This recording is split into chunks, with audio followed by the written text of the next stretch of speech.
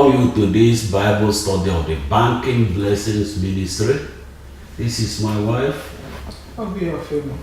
My name is Goodluck Ofebo. We welcome you to our continuous study on the King and the People, a series in which we try to understand, use the Bible, use accounts in the Bible to understand what God intends for the relationship between people and their governments. In the last Bible study, we started a study of the formation of government as documented through the making Saul king. We looked at the first part of this when Samuel anointed Saul to be king of Israel. We noted in that part that the anointing was held in confidence, was held as confidential information between Samuel and Saul. Only Samuel and Saul knew about it. No other person knew about it. And you will see that that is important, because as we look at today's lesson, what that is really emphasizing is that though God chooses a leader, chooses a ruler for a people, he still leaves the people the freedom to choose. We will see that in the case of Saul, the choice of the people aligned with the choice of God, in that they chose the person that God had selected, God had anointed. Our intention today is to look at their selection process and see that there was actually an election that the people went through without knowing that Saul had been pre-selected. Honey, do you have any opening statement? Just as a continuation of our study of our previous study, and to take it to its logical conclusion, because this is the first time that Israel will be getting a king. Yes. You know. Yes. Okay, so just recap what we did last time. That based on our study of Saul, the making King Saul, who helps us understand that there are that the making of a king, the development of a government or making of a government is a three-step process. Simply illustrated in the case of making King Saul, because God called him, God called Paul, or selected Paul to become the king of Israel. So we see that the call, the process that God selecting a person or a group of people to function as rulers for a people, we consider a call, telling us that rulership, becoming president, becoming prime minister, becoming governor, that this is a calling from God. And one of the things we found last time is, if God calls you to this role, he will devise a way to let you know about it. The second part, which we are going to focus on today, is the election, whereby the people choose somebody. Well, of course, we all know what the election is today, but what it is that the people make their own choice, exercise their freedom to choose their own ruler. Then the third process we will also look at, the third step, which is the inauguration. It looks like a minor step, but we will see in the case of in the case of Saul, God used the inauguration, actually, the events leading to the inauguration and the inauguration itself, to make a very important point about our relationship, the relationship between the people and their ruler. So today's lesson, we'll see that after Saul was anointed, he was introduced to the people. And the introduction was like the beginning of a campaign or an election campaign or whatever. But he was exposed to an incident that introduced him to his neighbors, and maybe his neighbors told other people, and that made the people of Israel look at him as somebody different, as somebody who has experienced something in his life that sets him apart from the rest of them. We'll look at this. Then after that introduction, Samuel brought them together to hold an election by lot at Mizpah. We'll look at that, described very clearly and briefly in the Bible. And we'll also find that the election was not unanimous. Yes, Saul was chosen, but there are people that didn't like him, and people that didn't support him, and people that supported him, and maybe a lot of people in the middle. And we'll see some of the interactions that occurred between the people, among the people. Then, of course, Saul had an opportunity to show himself king, and we'll see what that opportunity was. And then it was after that they had an interaction that helped them to unite themselves, and then Samuel took them to Gilgal for the inauguration. He called it a renewal of the kingship. Our information will be coming from 1 Samuel chapter 10, verses 9 to 27, and sections from chapter 11. Well, we'll begin with the introduction of Saul to the people.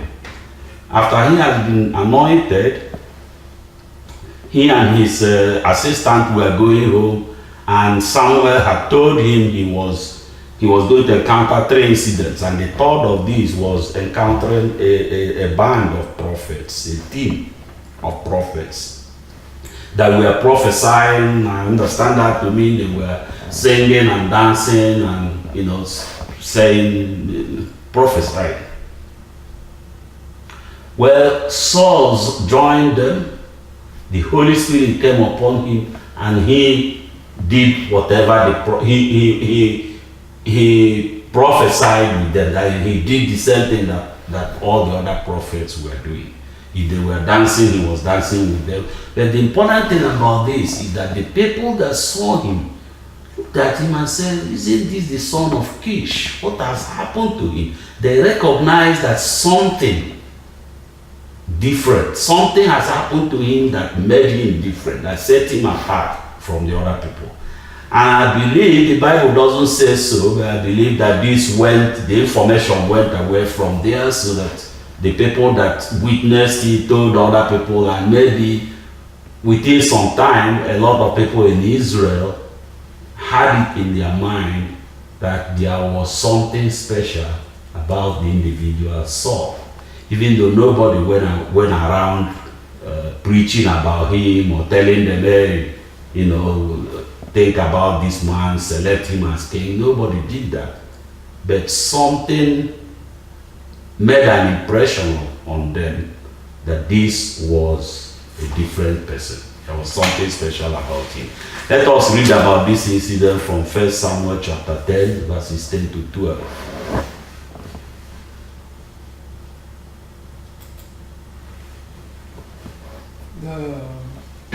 First Samuel, reading from 1 Samuel chapter 10, New International Version, verse 10. When he and his servant arrived at Gibeon, a procession of prophets met him. The Spirit of God came powerfully upon him, and he joined in their prophesying.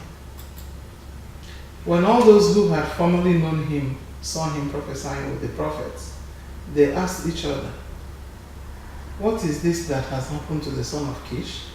Is Saul also among the prophets?" Verse 12. A man who lived there answered, "And who is their father?" So it became a saying, "Is Saul also among the prophets?" Yeah. So Saul was introduced to the people. Then the next thing that happened was Samuel gathered, of course, after some time. Samuel gathered, invited the people of Israel to gather, to assemble at Mizpah. And there he talked to them, told them what was going to happen, that they were going to choose somebody to become a king somebody that will take over, somebody that will serve them in some specific ways that God had been serving them directly up to that point. We'll read a little bit of this in the Bible. But the way that the election happened was, first there were 12 tribes of Israel. So out of these 12 tribes, they chose one tribe by lot. And that tribe was the tribe of Benjamin. Then from among the tribe of Benjamin, they chose the clan of Matri's clan, also by lot. And then from Matri's clan, they chose Saul. So this will be like, if we were to illustrate this with the US, of course, elections are more complicated these days. But if we were to follow this process, the first thing would be to choose a state of the federation. And then maybe after a state is chosen, then a county will be chosen from that state. And then maybe after a county is chosen, maybe a city will be chosen or something. And then eventually an individual will be chosen. It's a legitimate and very, it's an election by choice. It's a choosing, a choice made by individuals contributing their opinion. They had already agreed on this process, and this is very important. There's an agreed process and how to interpret the results of that process. In this case, it looks like a simple process. There is the same thing that happens today in elections. Each country or each people have their agreed process on how to choose, and they have how to interpret, a process for interpreting the results of the process.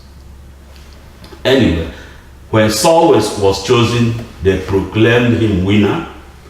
And let us read about this from 1 Samuel chapter 10, 17 to 24. Honey, you can always stop and say something if you notice something. Yeah. Okay. 1 Samuel chapter 10 verse 17. Samuel summoned the people of Israel to the Lord at Mizpah and said to them, "This is what the Lord, the God of Israel says. I brought Israel up out of Egypt, and I delivered you from the power of Egypt and all the kingdoms that oppressed you. But you have now rejected your God, who saves you out of all your disasters and calamities. And you have said, 'No, appoint a king over us.' So now present yourselves before the Lord by your tribes and clans." When Samuel had all Israel come forward by tribes, the tribe of Benjamin was taken by lot. Then he brought forward the tribe of Benjamin, clan by clan, and Matri's clan was taken. Finally Saul, son of Kish, was taken. But when they looked for him, he was not to be found. Verse 22. So they inquired further of the Lord, "Has the man come here yet?" And the Lord said, "Yes, he has hidden himself among the supplies." 23. They ran and brought him out, and as he stood among the people, he was a head taller than any of the others. Samuel said to all the people, "Do you see the man the Lord has chosen? There is no one like him among all the people." Then the people shouted, "Long live the king!" Long live the king.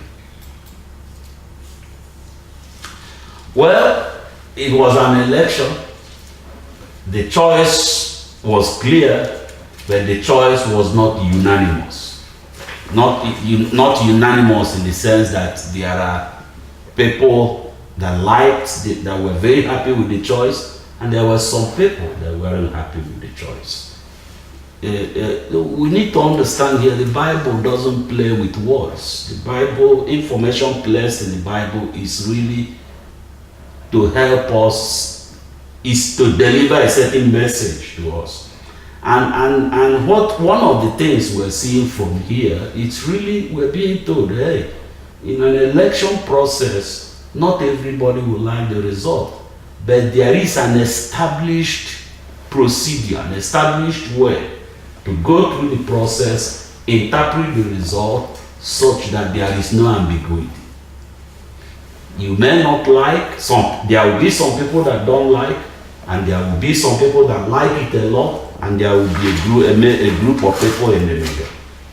That is what happened in this case. Let's read from 1 Samuel chapter 10, 25 to 27. 1 Samuel chapter 10 verse 25. Samuel explained to the people the rights and duties of kingship. He wrote them down on a scroll and deposited it before the Lord. Then Samuel dismissed the people to go to their own homes. Saul also went to his home in Gibeah, accompanied by valiant men, whose hearts God had touched. But some scoundrels said, "How can this fellow save us?" They despised him and brought him no gifts. But Saul kept silent. Okay, the next challenge for Saul was the Ammonites threatened a part of Israel, the city of Jabesh Gilead. We'll read the details in the Bible, but the city sought help. In those days, wars were negotiated, the terms of war were negotiated, so they had done some negotiation with the Ammonites leader and said, okay, wait, let us look around whether somebody in Israel will come to save us. So when Saul, this information came to Saul, it became his first challenge. He quickly mobilized Israel. Remember, one of the things a king has the right to do is to recruit people into the army, and you will see how he started the recruitment, but raised,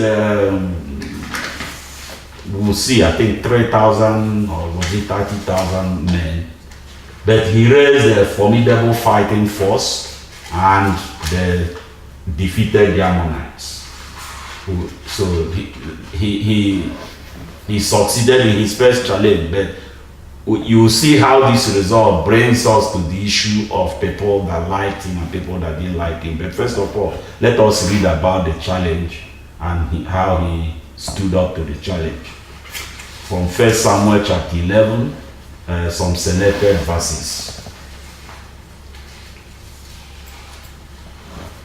1 Samuel chapter 11 verse 1. Nahash the Ammonite went up and besieged Jabesh Gilead, and all the men of Jabesh said to him, "Make a treaty with us, and we will be subject to you." But Nahash the Ammonite replied, "I will make a treaty with you only on the condition that I gouge out the right eye of every one of you, and so bring disgrace on all Israel." The elders of Jabesh said to him, "Give us 7 days so we can send messengers throughout Israel. If no one comes to rescue us, we will surrender to you." When Saul heard their words, the Spirit of God came powerfully upon him, and he burned with anger. He took a pair of oxen, cut them into pieces, and sent, this is verse 7.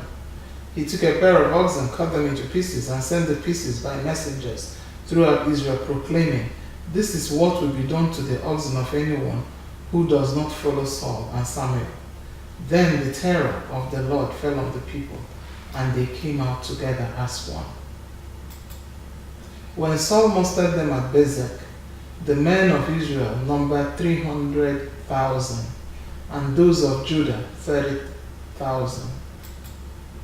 The next day Saul separated his men into 3 divisions. During the last watch of the night, they broke into the camp of the Ammonites and slaughtered them until the heat of the day. Those who survived were scattered, so that no 2 of them were left together. Well, so that's Saul stood up, and did very well in his first challenge. In fact, he did so well that, people were very happy that, of course, his supporter, the people that supported him, were very happy. And they said, well, look at who were the people who were grumbling about making this man king. Bring them out. They were they were talking to Samuel. Essentially, they sought permission from Samuel to get these people, those that opposed Saul, and so that they could kill them. They wanted to kill them.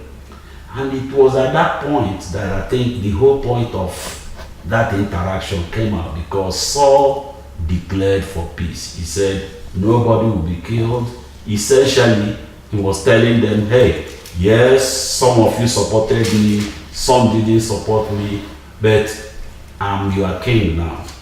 We went united against the Ammonites and we defeated them. God helped us defeat them. So let us hang together. Let us walk together with me leading you as your king.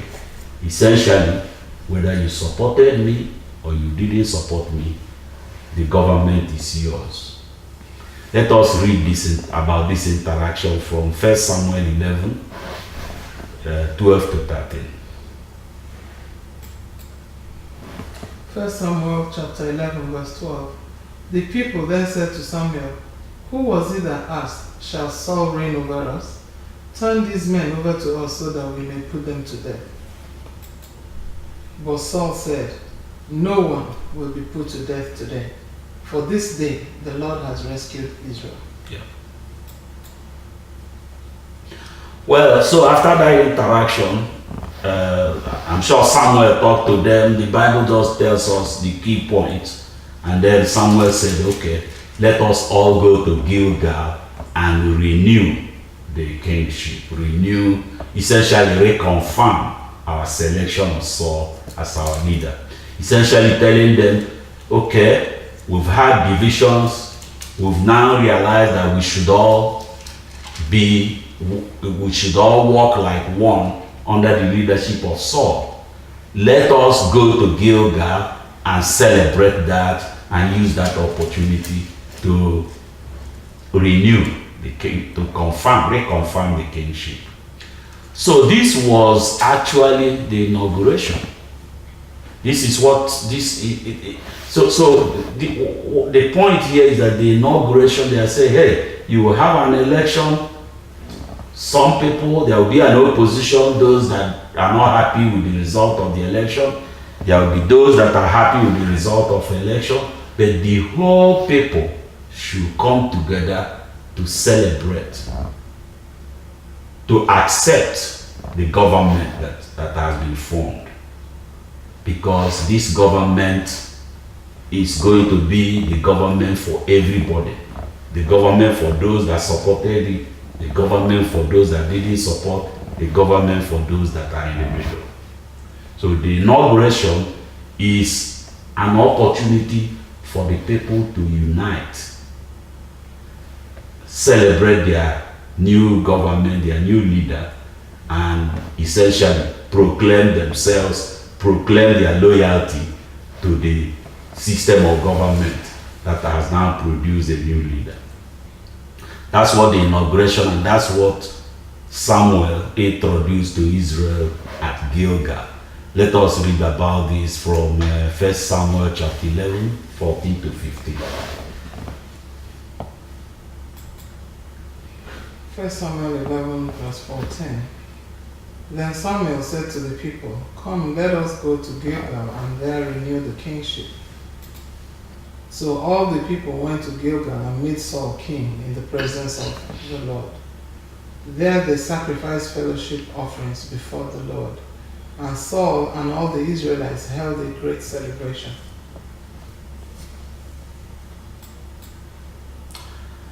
And that really brings us to the end of this particular Bible study, the end of our study of the process of making Saul the first king of Israel.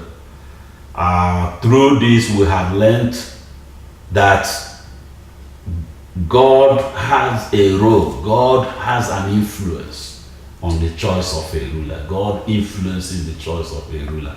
I think maybe before we get to what we have learned in this lesson, more like a conclusion of it. More or less, yeah. There are certain things in this same process that I believe the Lord will want us to see, because they are equally important milestones or important acts in the kingship or the rulership or the governance of a nation. When Samuel when Saul was elected by Lot, and Samuel said, "This is a man who is going to be king," he wrote down like the principles, the do's and don'ts, Yeah. the rules that will govern the duties and responsibilities of both the king, the state, and the people. Yeah. He wrote it down Yes. and presented it before the Lord there. It was more like an agreement. To me, this is like a constitution of Yeah. a country. Yeah. So it might look today as if we're speaking to just the people, the followership. But perchance there's leadership in all of us. Who knows tomorrow who is going to be and this is not just about leading a country or rulership. In any place you find yourself in a leadership position, the things that happen here, more or less, there are some key things that will be common. Or even if tomorrow you become the president of a nation, or find yourself in the highest office in a land, the king is bound by the constitution. Yes. Just like the people are bound by the constitution. Yes. It's an agreement, and we should take it as something holy, something sacred between a people and our government. Yes. Both by the rulership and the followership, that none goes outside of it. This is very important because leaders can find themselves so easily flaunting the constitution, especially in some more not as civilized or as westernized countries. Okay, I don't like to call countries third world and last world and whatever, but countries that are still trying to get there, developing countries. So we should realize that that's a sacred agreement between the people, and there have to be rules and protocols of changing things there. Not that you can just get up and flaunt it, because it's an agreement that was cited before the Lord. It doesn't matter what your religion is, whether you're Muslim, you're Buddhist, you're whatever. God in heaven that brought up and had a hand in the process of rulership follows the process of a constitution. Yes.